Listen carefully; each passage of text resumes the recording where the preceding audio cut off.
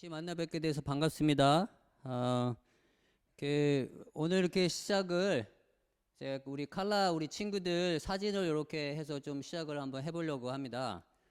얼굴 사진을 좀 보시면 다 너무 방긋 웃고 있죠? 정말 웃는 모습이 이쁩니다. 제가 2003년부터인가요? 칼라드를 대상으로 이제 사역을 본격적으로 시작을 했는데 이런 모습들을 이제 자주 봅니다. 여기 모습 보시면 앞에 이가 이렇게 빠져 있지 않습니까? 그래서 이 빠져 있는 이를 그 패션 갭이라고 합니다. 패션 갭. 패션이 아니라 패션. 예.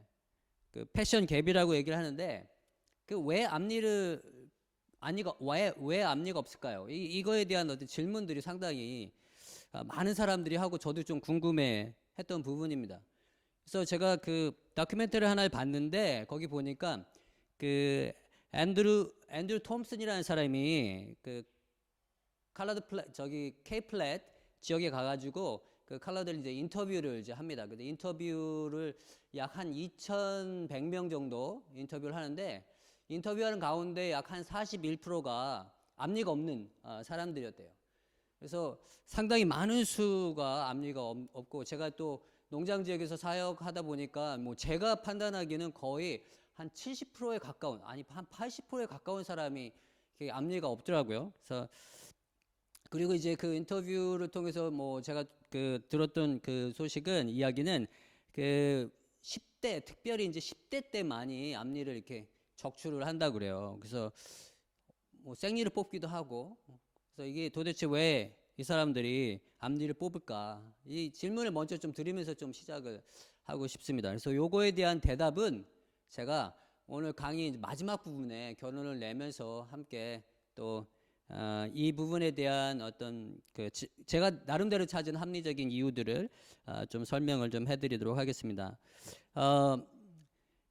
보면 이 질문 우리는 누구인가 이 질문이 제가 그 다큐멘터리 칼라드와 관련된 다큐멘터리 여러 개가 있는데 그 중에 이제 하나가 그 제목이 뭐냐면 나는 흑인이 아니다. 나는 칼라드다. 그리고 이제 케이프타운에 있는 뭐라고 그러죠? 그 정체성 위기라고 하는 부제를 가고 있는 다큐멘터리가 있어요. 그래서 그 다큐멘터리를 보면서 제가 나름대로 충격을 받았던 이야기, 이 두 가지 이야기입니다. 첫 번째가 뭐냐면 우리는 백인만큼 하얗지 않다. 그리고 흑인만큼 검지 않다. 본인들을 향해서 하는 얘기였고요. 또 하나는 흑인은 땅을 지배하고 백인은 땅을 소유하고 있다. 우리가 설 곳은 없다. 이 두 가지 이야기가 이 컬러드들의 어떤 삶의 지금 현 주소를 잘 설명해 주는 게 아닌가라는 생각이 들었습니다. 일단 우리 컬러드들에 대한 어떤 얘기를 좀 일반적인 인포메이션을 조금 보려고 그래요. 일반적으로 남아공 전체 인구 안에 11.3%가 컬러드입니다. 이게 2016년 커뮤니티 서베이에 나온 이제 결과인데요. 그리고 이제 웨스턴 케이프 안에는 48.8% 이게 이제 2011년 인구조사 때 있었던 결과입니다. 그러니까 48.8%라고 하지만 사실은 그 웨스턴 케이프 안에서는 가장 많은 인구수를 가지고 있는 인종 그룹입니다. 그리고 이제 컬러드들이 이제 사용하는 이제 언어가 아프리칸스하고 영어가 있는데 특별히 이제 아프리칸스 같은 경우는 카파스 아프리칸스에서 카파스는 케이프타운을 이야기하는 거거든요. 그래서 케이프타운 슬랭이라는 의미로 이제 사람들이 이제 사실 사용하고요. 그다음에 컴비어스 아프리칸스 이거는 이제 키친 쉽게 얘기해서 메이드들이 사용하는 언어 뭐 이런 의미로 메이드라든지 슬레이브라든지 이런 사람들이 사용하는 언어라는 의미로 이렇게 얘기합니다. 그래서 실제 이게 저희가 농장 지역에 또 살다 보니까 농장 지역 컬러드 친구들 많이 만나는데 이 친구들 아프리칸스랑 굉장히 슬랭이 이제 많이 섞여 있어서 백인들 아프리카너들이 쓰는 아프리칸스하고 조금 차이가 있는 것을 좀 볼 수가 있습니다. 이게 컬러드들과 관련된 어떤 정의를 일단 살펴보려면 그 아파르테이드 때 만들었던 그 Population Registration Act 1950 그 법안 그를 좀 우리가 좀 봐야 되는데, 그 법안 안에 그러면 인종에 대한 그 정의를 어떻게 내렸는지를 좀 먼저 봐야 될 것 같습니다. 그래서 그 원주민, 이게 그 흑인 블랙이라고 하면 안 되죠. 그 블랙이라는 표현을 쓰면 상당히 기분 나빠합니다. 그래서 네이티브라는 말을 쓰던 거, 아니면 뭐 꼬사, 줄루, 아니면 부족과 관련된 이름을 사용해서 이제 부르는 게 맞죠. 그래서 일단 거기 정의 안에는 이제 네이티브의 의미란 뭐 원주민의 의미는 일반적으로 토착 인종으로 아프리카 부족 구성원으로 받아들여지는 사람이라고 이제 얘기를 합니다. 그러니까 뭐 쉽게 얘기해서 뭐 부족을 가지고 있는 사람들이면 그 사람들은 특별히 그 부족 안에 들어가 있는 사람이면 이제 원주민이라고 얘기를 한다라고 얘기를 하는 거죠.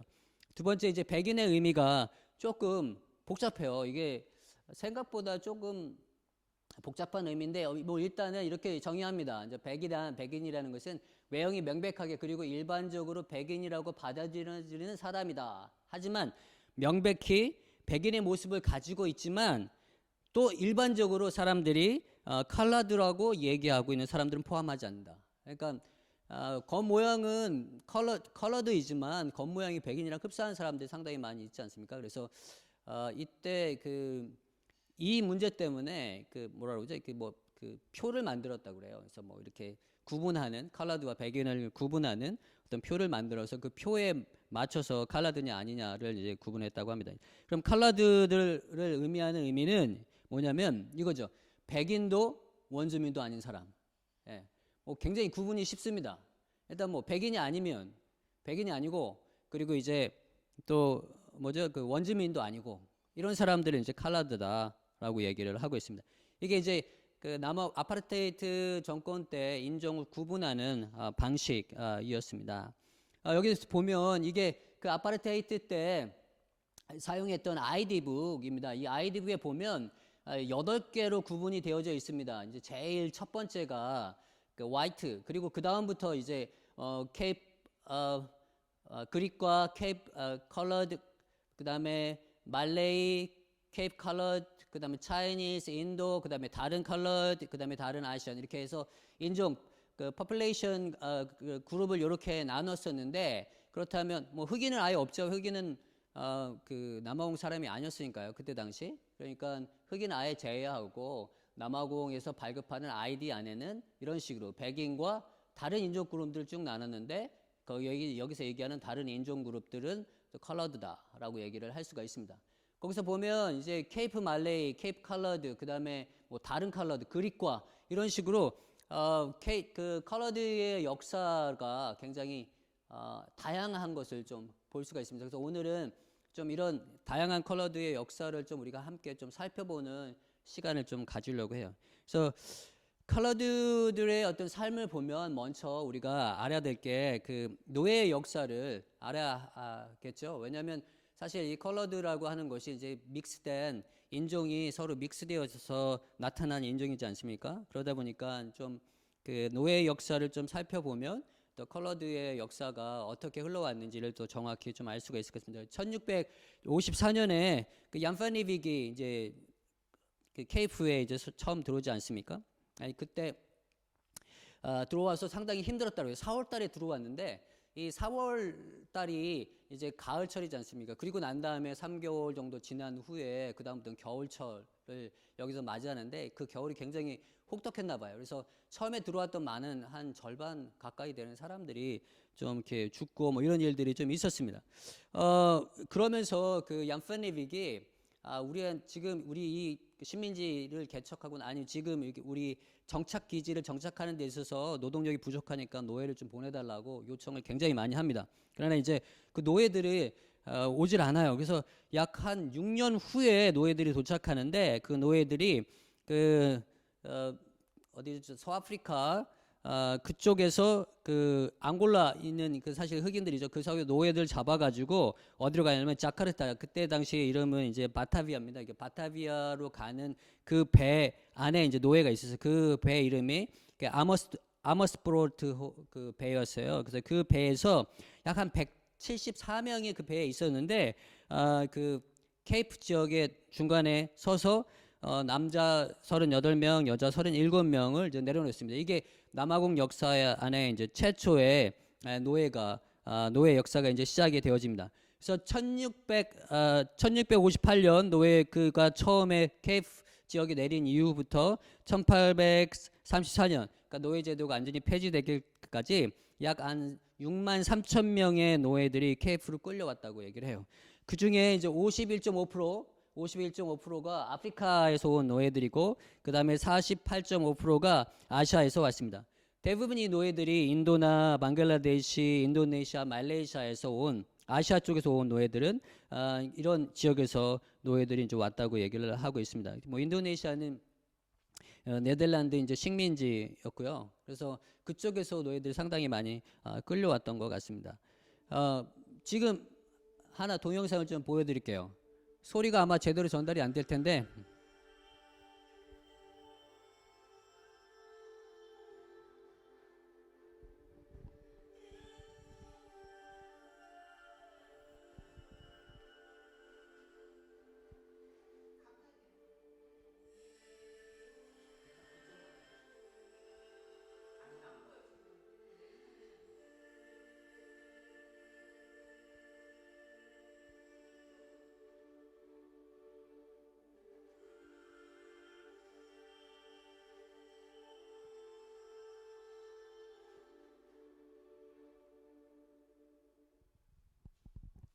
예, 이게 슬레이브 컬렌더라고 하는 겁니다. 그래서 처음에 이제 노예를 끌려와서 노예들이 와서 자기가 그 전에 가지고 있었던 모든 신분들이 이제 박탈되는 거죠.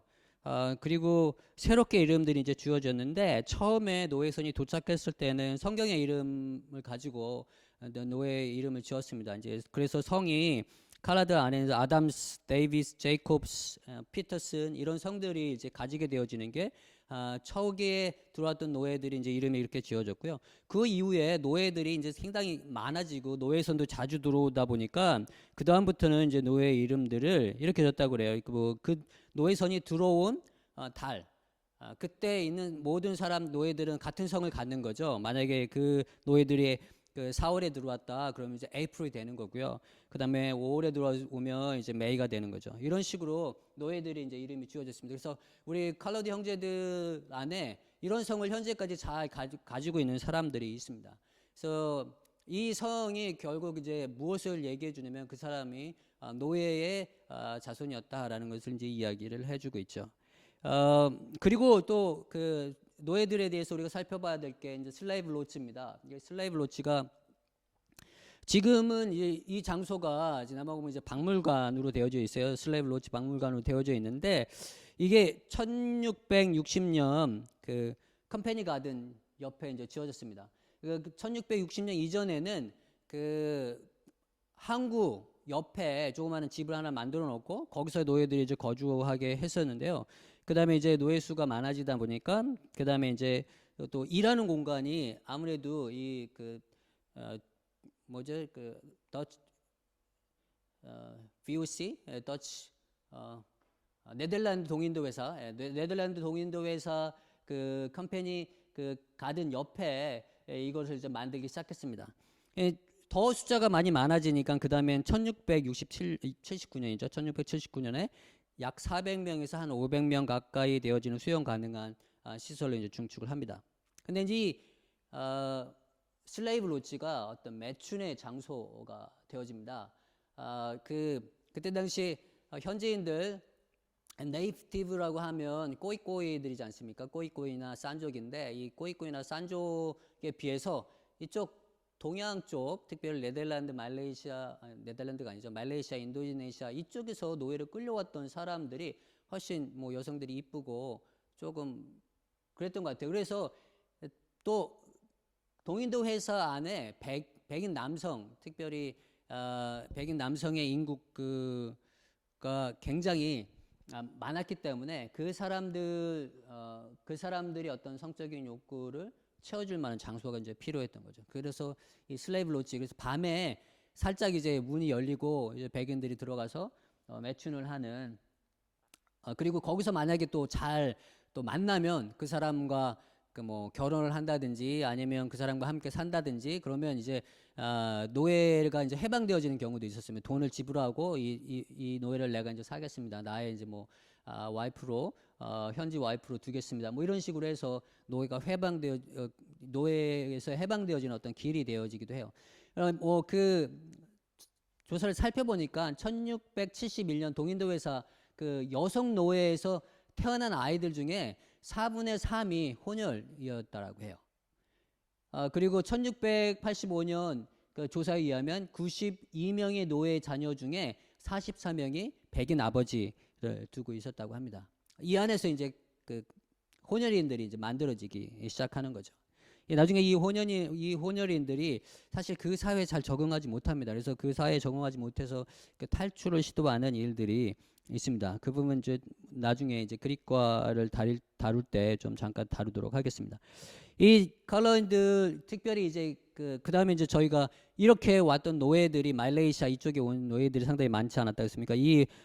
그 노예들이 저희가 아까 그 인종을 구분할 때 케이프 말레이라고 하는 사람들입니다.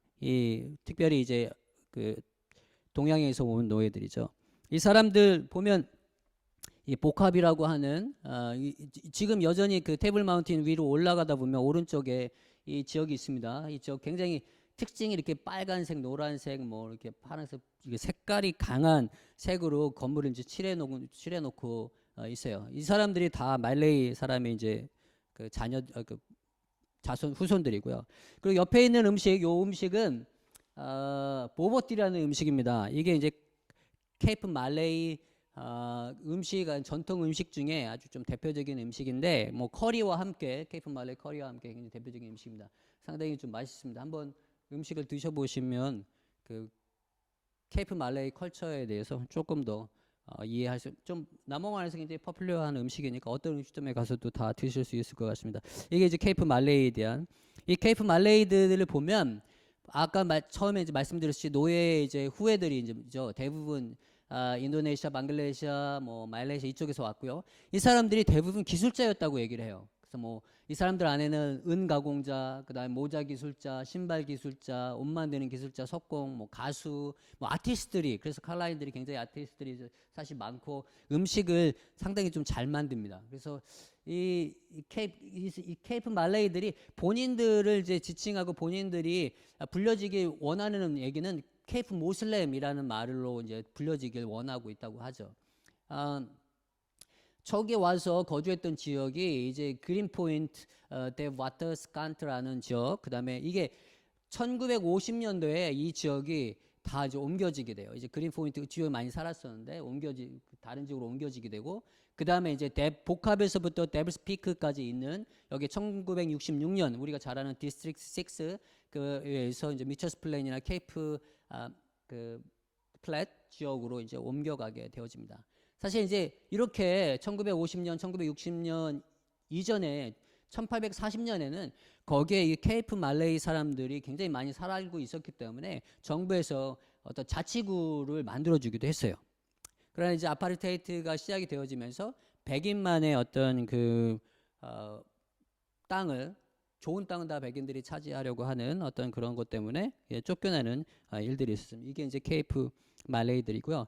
그 다음에 이제 좀 그리과에 대한 이야기를 조금 좀 해보려고 해요. 그래서 그리과 사람들이 어떤 사람들이냐면 아까 얘기했던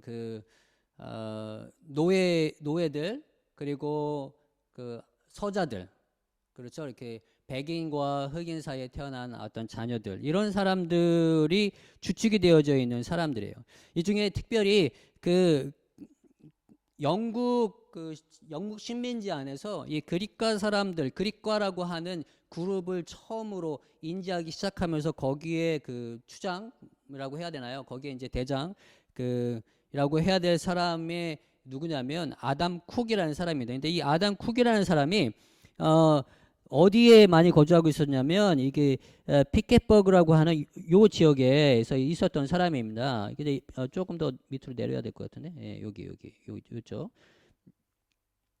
피켓버그 이쪽에서 있었던 사람이에요. 근데 이 피켓버그 이 안에 이 아담 쿡이 노예 출신이었는데 이 사람이 이제 꼬이꼬이 추장의 딸과 결혼을 하면서 어떤 한 지역에 머무를 수 있게 됐어요. 그리고 그때 당시에 노예가 그 누구죠? 그 서자들 이 서자들이 그 백인 사회에 받아들여지지 않았습니다. 왜냐하면 그 백인 사회 그때 당시 전통적으로 백인 사회가 정식 결혼을 해서 낳은 자식만 그 백인 사회에 어떤 그 받아들여지는 어떤 그런 어떤 그 관습이라고 그러나요? 그런 게 있었습니다. 그러다 보니까 이 친구들이 그 사회에서 받아들여지지 못하고 갈 데가 없고 이래서 많이 이 친구들이 그 용병으로 어떤 그 군대에 들어가거나 아니면 군인이 되어지는 일들이 많았습니다. 그러면서 특별히 뭐 군사훈련 뭐 이런 훈련을 받고 이랬던 사람들이 그러나 또 거기에 그 백인 사회 안에서 제대로 받아들여지지 않는 어떤 그 문제 때문에 갈등하고 해서 뭐 이렇게 막 그 충돌이 일어나고 싸우고 뭐 이런 일들이 있었어요. 그래서 그 사람들이 나중에 이 아담 쿡이라는 사람들과 함께 이 그룹이랑 이제 그 포함 같이 이제 합류하게 되어집니다. 그리고 이 사람들이 어디로 가냐면 여기 나마카랜드라고 얘기하는 이 지역으로 이렇게 위로 올라가게 돼요. 그래서 나마카랜드 가서 이제 우리가 살고 있는 이 땅에서 우리만의 땅을 좀 살고 싶다라고 이제 얘기를 하고 거기서 이제 살다가 이 그 아담 쿡의 아들 그 코넬리우스 쿡이라는 사람인데 이 코넬리우스라는 쿡의 사람 그 사람에 의해서 이 사람들이 지금 그 그리카 웨스트 이 지역으로 이동하게 되어집니다. 이제 이 그리카 웨스트로 이동하게 되어요. 그게 이제 1790년대경인데 1801년에 이 지역에 그 그리카 타운이라는 지역에 그 우리가 잘 아는 그 윌리엄 앤더슨이 선교 기지를 세워요. 그 선교 기지가 지금 이제 타운이 된 그리카 타운인 거죠. 그래서 그 그리카 타운에서 윌리엄 앤더슨의 도움으로 그 식민지 정부하고 이게 리그세이션이 돼서 나름대로 이제 자치 일을 할 수 있는 어떤 그룹으로 인정을 받습니다. 그리고 그러다가 이제 시간이 좀 지나서 이 코넬리우스 쿡하고 함께 했던 사람인 두 그룹이 있는데 이 그룹이 이제 나눠져요. 나눠지면서 코넬리우스 아들인 아담 쿡 2세입니다. 아담 쿡 2세는 조금 밑으로 내려와서 여기 그 다른 그 어디죠? 저기 그 프리스테이트 그쪽 근처 훨씬 더 근처로 이제 내려와서 두 개의 이제 그러니까 그 사람들이 모여 사는 어떤 그 지역으로 이제 돼요. 그다가 1860년도에 이 누구죠? 저기 영국 정부가 이 땅이 이제 탐이 나고 이 땅을 이제 다 이제 식민지 케이프 식민지로 만들 이제 마음이 있어서 이제 얘기를 합니다. 어떻게 얘기를 하냐면 이쪽을 조금 당신들이 이쪽 어디죠? 이스트 쪽으로 옮겼으면 좋겠다 해가지고 이 사람들이 이렇게 이동을 합니다. 그래서 이쪽에 뭐가 만들어지냐면 그리카 이스트가 만들어져요. 그래서 그리카 랜드를 하면 지금 현재로서는 그 이후에 이제 거기에 다이아몬드가 발견이 되고 그러면서 또 다시 그 그리카 사람들이 이쪽으로 와서 이거 우리 땅이다 주장을 하기도 하고요. 그리고 또 그 옆에 있었던 그 오렌지 프리 스테이트에서 와가지고 이거 아니다 이거 여기는 우리 땅이다 이렇게 주장을 하기도 하고요. 그러나 이제 뭐 영국이 제일 힘이 세니까 영국 식민지가 거기를 이제 최종적으로 차지하게 되었죠. 그러면서 이 과정 안에서 꼬이꼬이와 이 사람들이 섞이고요. 그리고 다시 이쪽으로 옮겨서 그러니까 그 이스트 안에 사람들이 정착하게 되어지는데 그러면서 그 사람들 안에 이제 어떤 그 사실 이제 혼혈이잖아요. 그 아프리칸스를 사용하고 있고요. 그리고 그리카 사람들 대부분이 그리고 뭐 피가 꼬이꼬이와 백인 피 그다음에 이제 또 다른 흑인들 피도 이렇게 막 섞여져 있는 그런 상황에 있는 사람들인데 그리고 지금 현재로서는 남아공 안에서 이 꼬이꼬이의 어떤 그 꼬이꼬이를 계승하는 계층이 누구냐라고 얘기를 했을 때 그리카 랜드 사람들을 이제 이야기를 합니다. 그래서 그리카 랜드 사람들이 이렇게 정착을 해서 그 아담 쿡 3세에 의해서 저 그리카 이스트가 개척이 되어지고 그곳 안에 이제 도시가 되어서 지금은 현재 그쪽에서 정착되어서 살고 있는 사람들입니다. 다른 이제 흑인 칼라드들이 있습니다. 나탈 지역의 원주민이었던 꼬사와 줄루족, 거기에 이제 영국계 부역 사람들 있지 않았습니까? 그 사람들 안에서 섞인 혼혈인들, 뭐 이런 사람들이 이제 다른 칼라드에 들어갔고요. 또 그 난파, 뭐 노예선이 난파되거나 배가 난파되어 가지고 이 지역에 들어가서 어떤 그 흑인 지역 안에서 살아왔던 사람들, 그리고 그 안에서 자손이 나오고 해서 나온 컬러인들, 이런 사람들이 있고요. 그리고 이제 그 인도 같은 경우는 1860년도에 그 나탈 지역이 그 영국 그 나탈 그 공화국이 영국력이지 않았습니까? 그때 인도에서 상당히 많은 사람들을 이제 불러옵니다. 그 사탕수수 노동자로 불러와서 거기에 약 한 20만 명이 이제 이주해서 살면서 지금 현재 그 나탈 지역 그 더반이라고 하는 지역 안에 누구죠? 그 인도인들이 상당히 많이 사는 이제 숫자를 차지하고 있습니다. 그리고 1904년도에 그 하우탱 지역에 광산 노동자로 그 중국 사람들이 이제 옵니다. 이게 약 한 6만 명 정도가 이제 왔다 그러는데 그때 당시에는 철저하게 본국에 돌아가는 것을 약속으로 해가지고 컨트랙을 했는데 그때 돌아가지 않고 남아있던 사람들, 그래서 그 안에는 중국 사람들도 또 있습니다. 케이프 컬러드는 일단 케이프 말레이가 아닌, 그리고 또 그리카로 이동하지 않은 현재 여기 남아있는 사람들을 이제 얘기할 수 있어요. 이제 케이프 컬러드들의 유전자를 이렇게 분석을 해보면 꼬이산 유전자가 가장 많고요. 그 다음에 이제 보통 우리가 얘기하는 꼬사나 줄루 그 유전자가 있고, 그 다음에 유럽 유전자, 그다음 아시아 유전자가 이렇게 있다고 해요. 그래서 케이프 컬러드 안에 그런 그 유전자 조사를 해서 이 사람이 어디 조상에 가까운지에 대한 일들을 좀 많이 하고 싶어하는 사람들이 많이 있더라고. 자기 이제 뿌리를 찾고 싶어하는 사람들이 있습니다. 이 사람들이 대부분 어떤 사람들이냐면 아시는 것처럼 케이프 말라이도 아니고, 그리고 그리카로 이동하지도 않은, 그러면서도 그때 당시 농장에 남아서 농장 노동자로 이제 살아가고 있는 사람들, 그리고 선교 기지가 그때 당시에 많이 만들어지는데 그 선교 기지 안에 들어가서 정착, 뭐 백인들을 피해서 왔던 혼혈인들, 노예들, 이런 사람들이 정착해서 선교 기지에 남아 있으면서 이제 살아갔던 사람들, 이런 사람들이 지금 우리가 얘기하는 이제 케이프 컬러들이라고 볼 수가 있습니다. 그래서 사실 제가 가장 많이 만나는 사람들이 어쩌면 이제 케이프 컬러드들이랑 케이프 말레이 사람들이겠죠. 지금 이제 제가 있는 지역 케이프타운 지역에 가장 많이 거주하고 있는 사람들이니까요. 케이프 컬러들의 그 과거 그 어떤 삶을 좀 보면, 일단 그 초기 코이코이들이 이제 노동력이 필요해서 농장 근로자로 이제 받아들여집니다. 그러나 이제 거주는 하지 못하게 하는 거죠. 이제 거주를 하게 되어지면 옷과 음식을 이제 제공해줘야 되는 의무가 있는데, 그렇게 이제 안 하고 그 거주하지 않고 바깥에 살면서 농번기에, 특별히 농사일이 바쁜 시기 안에 이 사람들이 이제 고용해서 일을 하도록 하는 거죠. 근데 이 사람들이 와서 일할 때 1800년대에 이 사람들에게 급료 대신에 주어졌던 게 뭐냐면 담배, 술, 음식 뭐 이런 것들로 대부분 이제 주어졌다고 그래요. 특별히 웨스턴 케이프 이 지역 안에는 이제 와인 농사를 굉장히 많이 졌기 때문에, 와인 팜이 많기 때문에 그 술을 주는 일들이 좀 있었습니다. 그래서 이 부분도 나중에 조금 다시 다룰 텐데, 이게 이제 그 케이프 지역에 있는 어떤 그 알코올 문제, 심각한 알코올 문제를 만들어냅니다. 1920년대에도 여전히 급료 대신에 이런 걸 주는 일이 많았었는데, 그때 당시 이제 급료를 그 월급을 받았던 걸 보면 하루에 한 120랜드 정도 됐다 그래요. 그리고 한 칸에 한 3명 정도 살았다고 얘기를 합니다. 그러나 이제 컬러드들이 그때 당시 정말 열악한 환경에 있었던 것을 어떻게 하냐면, 그때 이제 조사해 보니까 유아 사망률이 상당히 높았습니다. 그래서 컬러드 인구 증가율이 보면 3.7%, 백인은 19%, 흑인은 16.9%, 약 17% 가까이 되죠.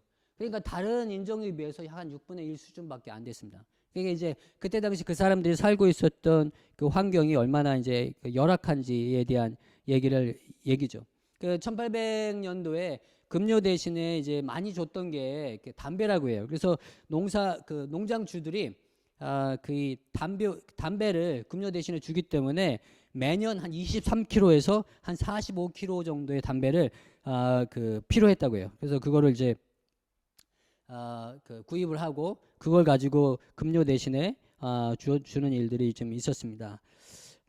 현재 농장 환경을 보면 이제 최근 조사에 의하면 농장 근로자 중에 96.4%가 칼라드입니다. 그러니까 웨스턴 케이프를 이야기합니다. 웨스턴 케이프 안에 96.4%가 칼라드들이고요. 그리고 43.9%가 지금 동거 상태, 그러니까 결혼을 하지 않고 있는 동거 상태에 머물러 있는 경우 50% 가까이가 동거 상태에 있습니다. 뭐 저희가 있는 지역은 조금 더 심하더라고요. 뭐 제가 보기에는 거의 한 70% 가까이, 뭐 한 60% 가까이가 동거 상태에 있는 사람들이 굉장히 많고요. 특별히 지금 이 웨스턴 케이프 안에 이 농장 지역에 보면 79%가 고등학교 이하의 학력을 가지고 있고요. 초등학교 이하 학력이 한 절반 정도, 한 45%를 차지하고 있습니다. 이게 이제 교육에서부터 어떻게 이 사람들이 소외되어진지를 좀 보여주고요. 지금 최저임금이 18.68이에요. 근데 사실 남아공 최저임금이 원래는 지금 20점 뭐 얼마일 거예요. 20.76 이렇게 돼 있거든요.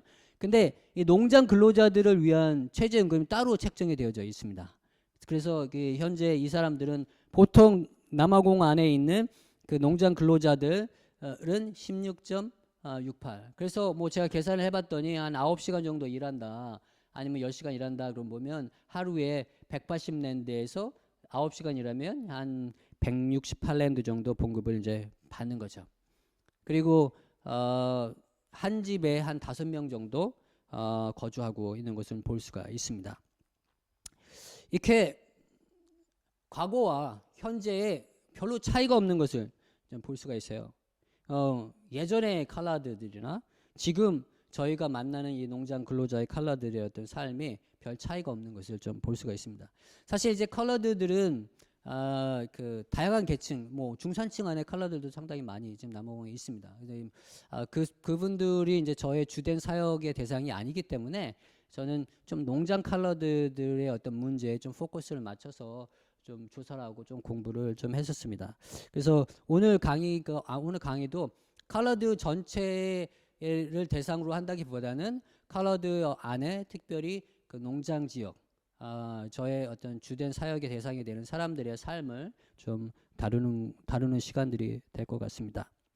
이렇게 변하지 않는 두 가지 이유를 이제 나름대로 좀 찾아봤습니다. 첫 번째가 이제 그 정신적 노예 상태입니다. 이게 칼라들이 전통적으로 백인과 칼라드의 관계를 가만히 보면 주인과 종의 관계, 그리고 노예 제도가 폐지된 이후에서도 종은 아니지만 그러나 거기서 월급을 받고 또 그 안에 거주하면서 살았던 사람이기 때문에 이 백인을 바라보는 입장이 어떤 정신적으로 거의 노예 상태에 가까웠다라는 거죠. 이렇게 좀 그런 시각이 백인과 자기를 바라보면서 자신이 좀 열등한 계급으로 받아들이고 또 그런 시각을 가지고 이제 태어났던 사람들, 그런 의미에서 약간 정신적 노예 상태에 있었다라는 거고, 두 번째는 이제 경제적 노예 상태입니다.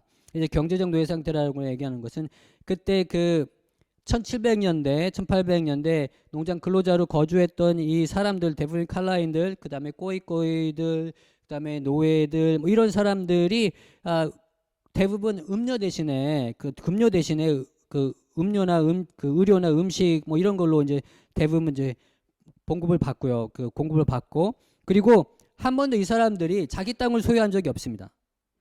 그 Journal of the Royal Africa Society라고 하는 그 책 안에서 맥밀런 교수라는 사람이 이제 컬러인들에 대한 이야기를 하는데 뭐라고 얘기를 하냐면, 컬러인들의 경제적 노예 상태의 원인은 그들이 자신의 땅을 한 번도 소유한 적이 없기 때문에 그렇다라고 이야기를 합니다. 그렇죠. 자기 땅을 가지고 있으면 부가 그 땅으로 말미암아 축적되어지는 어떤 일들이 있는데, 땅을 소유하지 못하다 보니까 계속해서 그 뭐 돈을 받고 쓰고 돈 받고 쓰고 뭐 이러면서 부가 축적되지 못하는 그런 어려움들을 가지고 있습니다. 그래서 지금 현재 칼라드 안에 제가 보기에 그 정신적 노예 상태, 경제적 노예 상태가 있는 모습을 보게 되니 이것이 칼라드들이 가지고 있는 문제점들을 이제 만들어내기 시작합니다.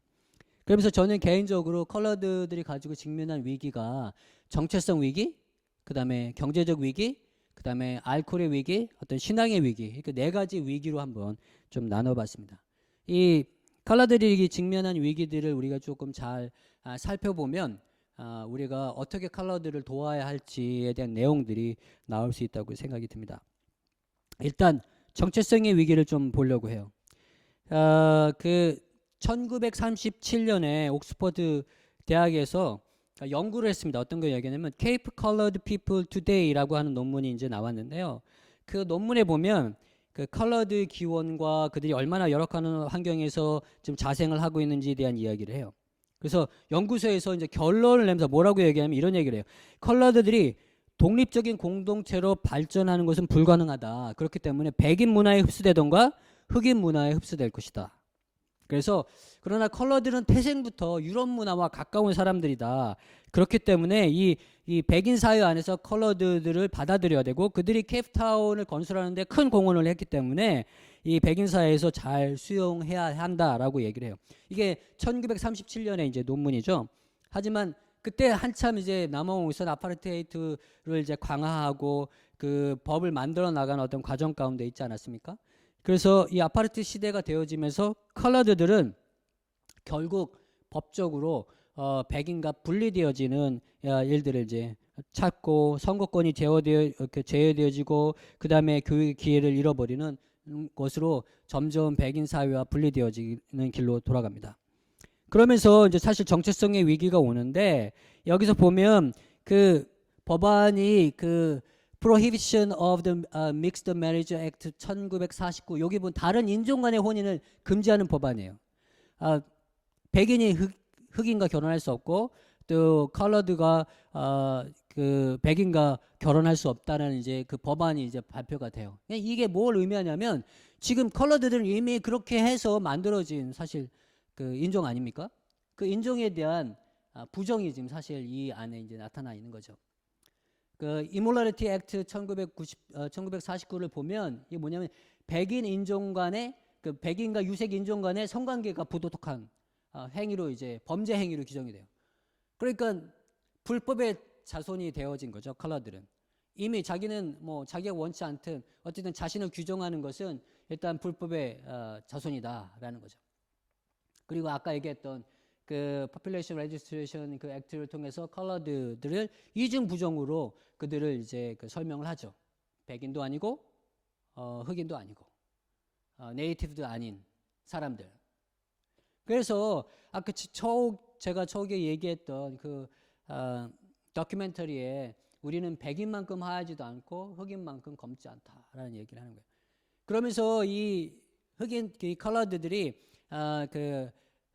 저항운동이 있었을 때 흑인 쪽에 들어가서 저항운동하는 사람들이 상당히 많이 있었습니다. 그 사람들이 이제 저항운동을 하고 그래서 결국 뭐 민주화가 이루어지고 뭐 승리하고 했지만 흑인들의 입장에서는 뭐라고 해야 되냐면 당신은 컬러들이다. 당신은 흑인이 아니다. 당신은 블랙이 아니다. 라고 이야기를 했다라는 거죠. 그러면서 자신들이 서야 될 위치를 명확하게 여전히 흑인들을 통해서도 부정되어지는 그런 삶을 살았다라는 겁니다. 경제적인 위기를 보면 지금 이제 저희가 있는 지역 웨스턴 케이프 특별히 이제 팔 이 지역을 이제 드레키스타인 지역이라고 얘기하는데 이 지역 안에 이제 큰 문제가 뭐냐면 농장 근로자 퇴거 문제입니다. 지금 이제 이 문제가 너무 그 불거져 가지고 법적으로 현재는 이 부분에 있어서 더 이상 이제 진전이 없는 상태인데 그 농장 이쪽 지역에 있는 대부분의 농장들, 특별히 케이프타운 근교에 있는 농장들이 지금은 포도 농사라든지 과일 농사로 먹고 살 수 있는 어떤 그 재정 구조가 못 돼요. 그러다 보니까 이 사람들이 어떻게 하냐면 팜을 이제 3차 산업으로 이제 전환을 하는 거죠. 레스토랑이라든지 웨딩 할 수 있는 어떤 공간으로 만든다든지 파티 공간으로 만들어서 그 사람들이 이제 재정을 운영해 나가요. 그리고 또 한 가지는 원래 그 농장 근로자들이 거주했던 집들이 있습니다. 이 집들이 지금 이쪽 지역의 그 건축 붐이 좀 막 일어나면서부터 사람들이 살아야 될 공간들, 특별히 백인들이라든지 아니면 중산층 칼라인들이라든지 이런 사람들이 살아야 될 어떤 공간들이 많이 필요하다 보니까 지금 농장 근로자들이 살고 있는 집 사람들을 이렇게 퇴거시키고 내보내고, 그리고 난 다음에 그곳에 그 리노베이트 해가지고 거기다가 이제 그 집을 만들어서 렌트를 주면 훨씬 더 많은 큰 이득들이 있거든요. 이제 그런 일들이 있으니까 자꾸 이제 이 농장 근로자들을 이곳에서 내보내요. 지금 웨스턴 케이프에 있는 그 농장들 안에 그 농장 안에서 일하고 있는 사람들이, 농장 안에 거주하고 있는 사람들이 굉장히 적습니다. 대부분 많은 사람들이 컨트랙 용역회사를 통해서 시즌에 일을 하고, 그리고 시즌 외에는 일이 없는 경우들이 많이 있습니다. 그러다 보니까 저희가 함께 사역하고 있는 사람들 안에 특별히 겨울철에는 이제 일이 없어서 굶주리고 힘든 어떤 삶을 살아가는 사람들이 많이 있어요. 지금 이제 이 농장 근로자 퇴거 이 문제 때문에 그 드레키스타인 자치제 안에서 농장 근로자 퇴거 요청이 팜에서 이제 요청을 하는 거죠. 팜 주인이. 그 요청이 1127개 그러니까 신청이 돼 있고, 그 중에 434개가 법원에 지금 심의가 진행 중에 있습니다. 지금 이게 다 펜딩된 상태입니다. 워낙 이게 이제 이슈가 커지게 이제 나타나서 그래요. 그래서 이제 그 Extension of Security and Tension이라는 액트가 있는데, 이게 뭐냐면 1997년에 나온 법령이에요. 60세 이상 그리고 10년 이상 그 땅에 거주한 사람은 만약에 근로를 통해서 질병, 그 다음에 장애를 가지게 된 사람은 평생 그 땅에 거주할 수 있다라고 이야기를 해요.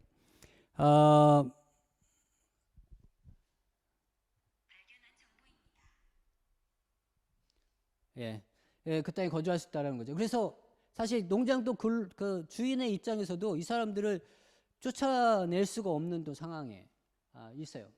그래서 이게 지금 굉장히 큰 이슈로 이곳에 좀 남아 있습니다. 이 경제적 위기가 또 이걸 얘기해 주죠. 흑인은 땅을 지배하고, 그렇죠? 지금 흑인이 정권을 잡고 땅을 지금 소유하고 있고, 소유가 아니죠. 땅을 이렇게 다스리고 있는데, 그냥 백인은 또 그 땅을 소유하고 있고, 우리가 설 곳은 없다. 이게 이제 경제적인 칼라인들의 현재 그 상황을 좀 잘 이야기하고 있는 것이 아닌가 생각이 듭니다. 알코올 문제입니다. 이 알코올 문제 굉장히 심각한데, 이것을 이제 돕이라고 해요. 돕. 그 시스템이라고 얘기를 하는데, 이게 뭐냐면 금료 대신에 이제 알코올을 주는 거예요. 그러니까 술을 주는 거죠. 이게 1961년에 불법으로 규정이 됐어요. 그럼에도 불구하고 그 이후에도 좀 이렇게 계속 뭐 진행됐던 걸로 제가 알고 있고요. 이 지역 안에서 처음 술을 마시는 나이를 이제 평균적으로 조사를 해봤더니 16.8세. 근데 이제 다른 직업군에서는 19.1세예요. 그러니까 다른 직업군에 비해서 굉장히 낮은 나이에 술을 접한다는 거죠. 뭐 제가 만났던 저희가 있는 지역 안에는 뭐 16세가 아니라 뭐 한 12세, 뭐 그렇죠, 13살, 뭐 이때 아이들이 이제 술을 먹고요. 그다음에 이제 정기적으로 술을 마시는 나이가 언제부터냐? 정기적으로 이제 술을 마시는 나이가 이제 19.7세라고 얘기를 해요. 그래서 조사해 보면 재밌는 이제 물음들이 있었는데, 뭐냐면 지난주에 술을 마셨는지 물음에 84.6%가 yes라고 얘기를 했고, 그다음에 지난주에 정신을 잃을 정도로, 그죠? 맛이 갈 정도로 마셨냐라는 물음에 75%가 yes라고 대답을 했다는 겁니다. 그러니까 하루 벌어서 술 마셔서 술 먹고 그다음에 다 탕진하는 일들이 계속해서 반복적으로 나타나는 것을 볼 수가 있습니다. 이게 이제 알코올의 문제입니다. 신앙의 위기. 이게 그림 보이시죠? 이분들이 올드 아퍼스 처치, 제가 사진을 좀 가져왔습니다.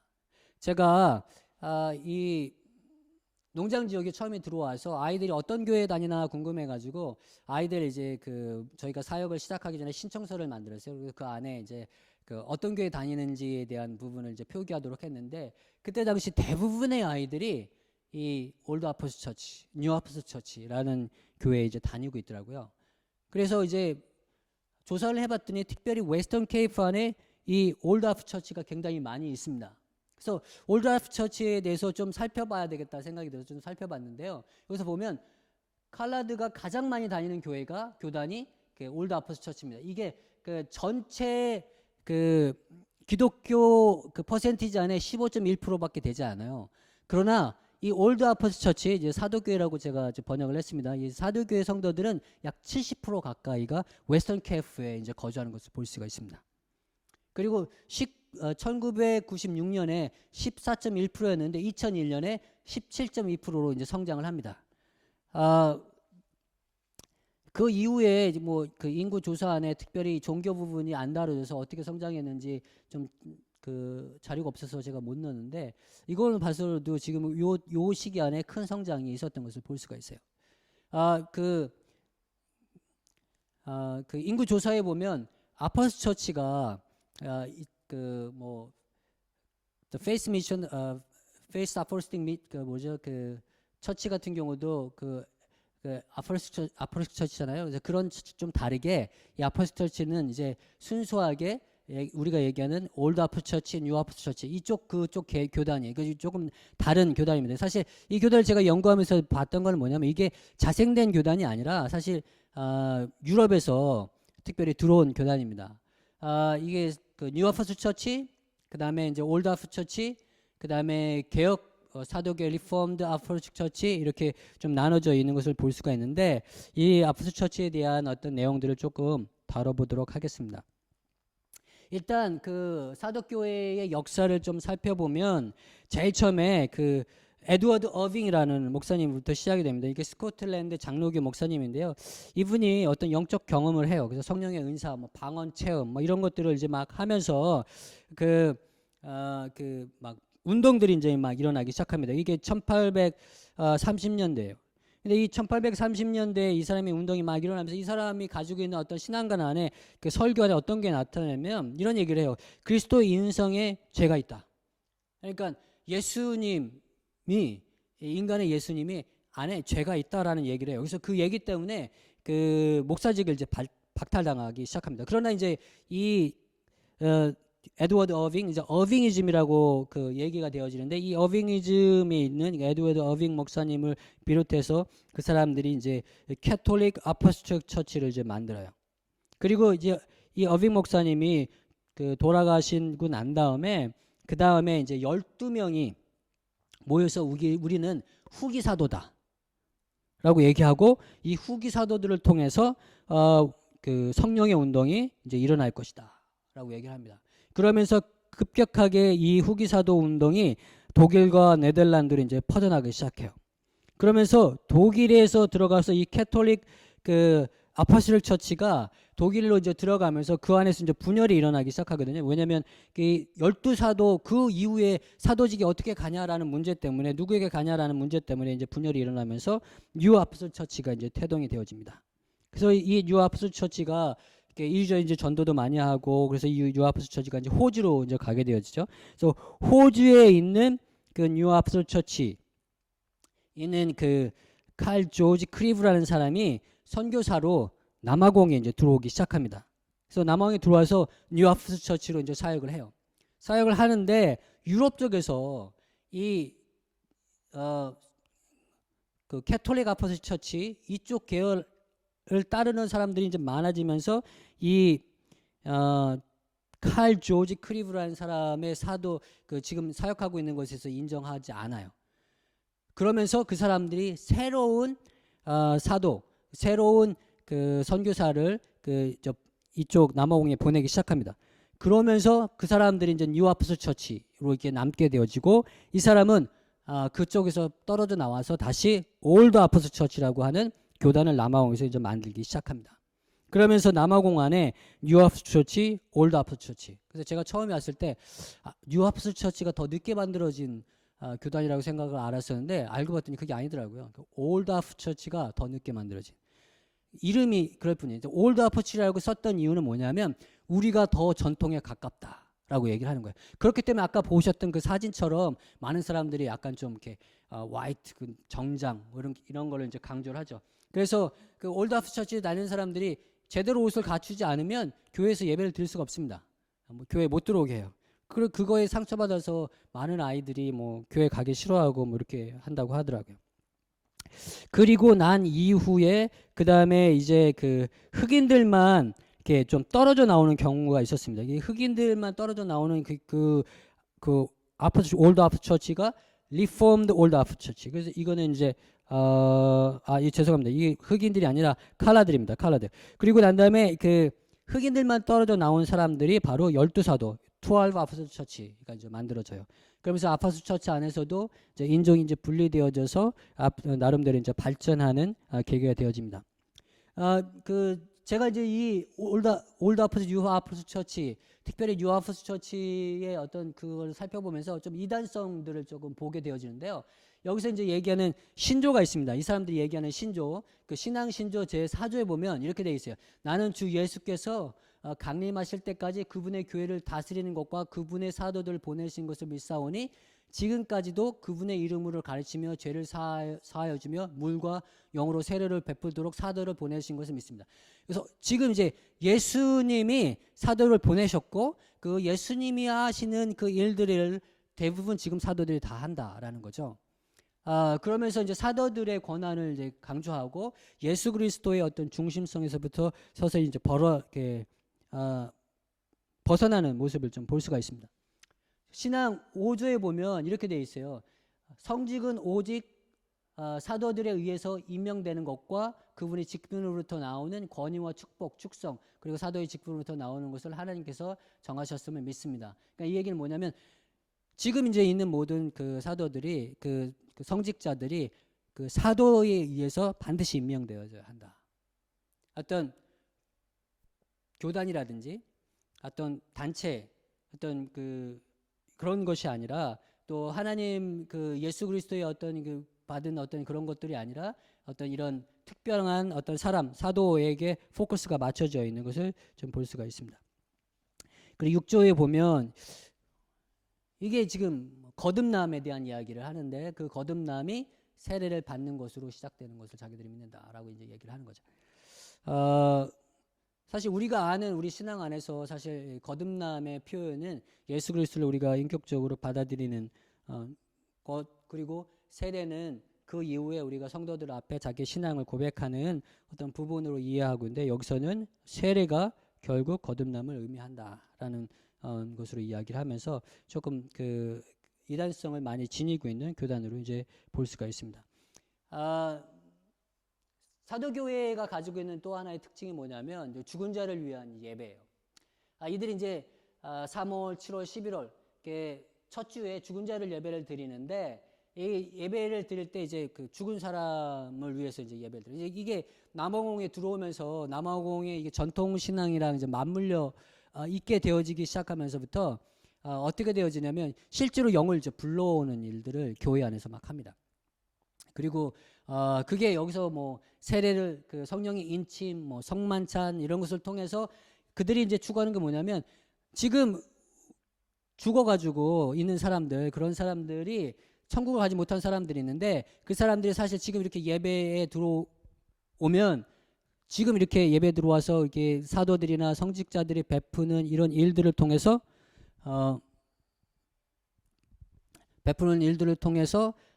그 다시 천국에 들어갈 기회를 얻을 수 있다. 뭐 이런 얘기를 하는 거죠. 이게 이제 그 사도교회의 이단성 중에 하나. 그러면서 실제로 막 그 영을 불러와서 뭐 신접을 하고 그리고 막 다른 사람이 막 두려워하고 또 그런 걸 통해서 그 목회자들이 자신들의 권위를 더 이렇게 내세우고 다른 사람들의 두려움 가운데 빠지게 하는 그런 일들을 좀 하기도 합니다. 이게 이제 사도교회가 가지고 있는 이단성이라고 볼 수가 있습니다. 신앙의 위기 보면 이 올드아프 처치가 이제 예식과 의복에 굉장히 집중을 많이 하고요. 왜냐하면 아까 보셨듯이 그 사도의 권한 그리고 목회자의 권한을 예식에 많이 두고 있기 때문에 그렇습니다. 그리고 이게 어빙이즘이 처음에 시작되어질 때 어떻게 시작이 됐습니까? 은사를 경험하는 거죠. 그래서 체험적인 신앙에 대한 얘기를 많이 하면서 이게 그냥 단지 은사를 하나님이 우리 안에 주시는 그 은사를 경험하고 우리 삶에 나타나는 것만 의미하는 것이 아니라 그것이 이제 그 사람들에게 예언에 의존하게 하고 그러다 보니까 이 상고마 그 아프리카의 전통 그 종교 그 사고 방식과 맞물려서 어떤 상고마 역할을 대신 이 그 목회자들이 차지하고 있는 일들이 좀 하게 되집니다. 그래서 개인적 체험을 이제 집중하고요. 그리고 그러다 보니까 신앙이 전적인 헌신이 아닌 어떤 피상적 언어의 차원으로 이 사람들이 이제 받아들이게 돼요. 왜냐하면 그 자기 경험을 해야 되고 그 경험을 막 이렇게 스스로 했다고 막 믿는 그런 일들이 많이 있더라고요. 제가 이렇게 막 보니까 뭐 어떤 얘기를 하면 성경에서 이렇게 얘기합니다라는 하고 내가 얘기를 하면 그 답변은 나는 이런 경험을 했습니다. 내가 이렇게 막 짜릿한 그런 체험을 했습니다. 뭐 어떤 그 신비한 체험 비슷한 어떤 이거 진짜 하나님 내게 말씀하신 이런 부분에 이제 강조를 많이 하는 것을 좀 볼 수가 있습니다. 제가 처음에 시작할 때 질문을 했습니다. 왜? 그렇죠? 여기 있는 사람들 이렇게 앞니가 다 이렇게 빠져져 있는 것을 이제 볼 수가 있는데요. 제가 이것과 관련된 다큐멘터리 인터뷰를 좀 봤어요. 근데 그 인터뷰를 보니까 이 사람들이 앞니를 빼는 이유에 대한 대답을 뭐라고 얘기하냐면 이렇게 얘기해요. 웃을 때 이쁘기 때문에. 그리고 이제 키스할 때 더 좋다. 그리고 이제 좀 얘기하기가 뭐한데, 뭐 오랄 섹스 뭐 이런 거 좋다. 그리고 이제 그 대부분 이제 웨스턴 케이프 컬러들이 그 어디 살았냐면 이 해안가 살지 않았습니까? 그러니까 이 뭐 어부일 이런 거 많이 했는데 뭐 휘슬 불 일이 많았다. 그렇기 때문에 뭐 휘슬 불기 편하기 때문에 앞니를 뺐다.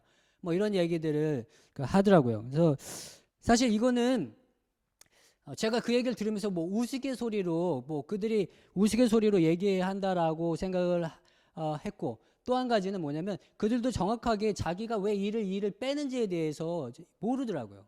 왜 뺐냐라고 많은 얘기하는 거지. 멋있지 않냐, 쿨하다. 그리고 뭐 앞니를 빼서 자기는 뭐 금니를 끼워 넣기 위해서 뺐다. 뭐 이빨을 새로 뭐 다른 이빨을 넣고 멋있지 않냐. 뭐 이런 대답들도 상당히 사실 많았거든요. 근데 사실 그런 것들이 좀 설득력을 주지 못했습니다. 근데 이제 이걸 조사하면서 공부하면서 설득력이 있는 두 가지 대답을 제가 좀 들었어요. 봤어요. 그게 뭐냐면 처음에 앞니가 빠지게 된 이유가 뭐냐면 감옥에서 시작됐다라는 거예요. 이제 케이프 지역 안에 이게 갱 조직이 굉장히 많이 있습니다. 뭐 갱하면 사실 컬러드들입니다. 거의 대부분 컬러드들이 그래서 컬러인 모든 지역 안에 뭐 갱 조직이 있어요. 뭐 그래서 그 갱 조직이 어떻게 보면 하나의 문화로 이 안에 이제 사람들이 자리 잡고 있는 거죠. 그 갱 조직 안에 특별히 이제 그 사람들이 갱에 다담해서 뭐 감옥에 가게 되어지면 그 갱 리더가 이 프리즌 안에 있는데 그 감옥 안에 있는데 감옥 안에서 이제 와이프를 이제 결정을 해요. 그래서 와이프를 결정할 때 결정하면서 그 앞니를 이렇게 뽑아버린대요. 왜냐하면 이렇게 프리즌 와이프지 않습니까? 그래서 이제 뭐 오랄 섹스라든지 이런 부분을 위해서 적출을 했다라는 설이 있고 두 번째 설은 조금 더 올라갑니다. 노예 제도까지 올라가요. 그게 뭐냐면 노예지 않습니까? 자기가 주인이 시키는 대로 자기가 모든 일을 해야 하는데 그러나 노예가 자기가 자기 몸을 마음대로 할 수 있는 수는 있지 않습니까? 그래서 자기가 일부러 자기 앞니를 빼버리는 그래서 그걸 통해서 주인에게 반항하고 그리고 자기가 주인인 것을 나름대로 나타내는 하나의 작업으로 했다라는 거죠. 그리고 실제로 앞니가 이렇게 고르면 이렇게 노예의 값어치가 돈 가치가 올라가니까 주인에게 뭔가 데미지를 입히는 방법 중에 하나가 자기 앞니를 빼버리는 것. 그래서 이 두 가지 가설이 가장 좀 설득력이 있지 않았나 생각이 듭니다. 사실 이제 아까 얘기했던 그 케이프 플랫 지역, 그다음에 미처스 플랜, 그다음에 뭐 어디죠 저기 필리핀 있는 그 지역 안에 있는 칼라드들의 어떤 삶이 사실 갱 조직과 물려서 살고 있습니다. 그 아들 안에 굉장히 큰 두려움들을 많이 가지고 있어요. 그리고 그 문제 그것이 하나의 앞니를 빼는 것으로 이 사람들이 하나의 트렌드 문화로 되어지고 그것이 케이프 지역에 있는 칼라드들을 규정하는 나타내는 모습이 하는 모습으로 생각하고 이해한다는 거죠. 그렇기 때문에 생리를 뽑아요. 뭐 처음에는 이제 이해가 안 갔는데 어떤 뭐 친구들은 뭐 이빨이 썩어서 빼는 경우도 있겠지만 그냥 어떤 그 패션으로 아니면 자기의 정체성을 컬러드라고 하는 정체성을 나타내기 위해서 특별히 케이프 컬러드 안에 그 자기의 정체성을 나타내기 위해서 그렇게 하는 경우들도 많이 있다라는 거죠. 이게 이제 하나의 문화로 어떻게 하면 자기 정체성을 찾을까에 대한 어떤 제가 보기에는 시도가 아닌가. 그거의 정체성에 대한 이 문제를 해결하려고 하는 어떤 시도로서 이들이 지금 이렇게 앞니를 뽑았던. 그러나 이 사람들은 여전히 몰라요. 그것이 왜 그렇게 해왔는지. 그러나 어떤 하나의 문화로 굳어져 있는 현상들로 저는 생각합니다. 그래서 그 농장 지역 칼라드들을 위한 사역을 위해서 제가 좀 제안하는 것은 첫 번째 정체성 회복입니다. 많은 칼라들 안에 어떤 두려움에 대한 공포를 많이 가지고 있고요. 그래서 사실은 이 사람들을 위한 정보기도 어떤 두려움에서부터 벗어나는 것, 그리고 자기 정체성이 회복되어지는 부분에 있어서 우리 선교사님들이 많이 도와줘야 하는 어떤 프로그램들을 만들어야 되지 않나.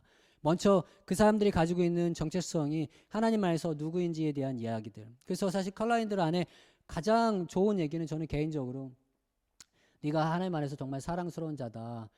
정말 존귀한 자다. 존귀한 사람이다라는 것이 계속 인식되어지도록 도와주는 역할들이 사실 필요하지 않을까. 그래서 자기가 남아공 안에서 컬러드라고 하는 어떤 독특한 고유의 어떤 정체성을 그 예수 그리스도 안에서 찾아갈 수 있도록 돕는 것. 또 한 가지는 이제 돕 시스템이라고 하는 거에 의해서 굉장히 많은 이제 알코올 문제를 이제 가지고 있습니다. 특별히 농장 지역 안에요. 그래서 사실은 이 농장 지역 안에 교회 안에 그 알코올릭 그 신드롬을 위한 또 치료 뭐 이런 부분들이 사실 좀 교회 안에 좀 많이 좀 들어가야 되고, 그리고 성경적 가치관을 중심으로 해서 이 부분을 좀 회복할 수 있는 프로그램들이 만들어지는 것이 좀 필요하다고 생각이 듭니다. 그리고 또 세 번째는 마지막으로는 이제 피상성 안에 이제 갈피를 잡지 못하는 영혼 이렇게 얘기했는데, 예, 아까 나누었던 올드 하프 처치가 가지고 있는 어떤 문제점들, 그래서 그 안에서 신앙을 어떻게 보냐면 이렇게 어떤 그 인격적 교제의 만남의 차원이 아니라 어떤 그 체험, 그다음에 경험, 그다음에 뭐 좋은 그 문장, 언어, 그래서 순간 그것을 통해서 이렇게 기쁨을 누리고 뭐 받는 뭐 이런 부분에 이제 좀 갇혀져 있는, 그래서 좀 체계적이고 쉽지만 체계적인 좀 단계적별 어떤 성경 공부 프로그램들이 필요하지 않을까라고 나름대로 좀 그 제한점들을 좀 찾아봤습니다. 칼라인들, 제가 이제 많이 만나는 칼라인, 농장 지역에 있는 칼라인들, 그 사역이 사실 많이 좀 필요한 부분들이 이런 부분들이 이제 사실 저는 개인적으로 이제 필요하다고 느끼고요.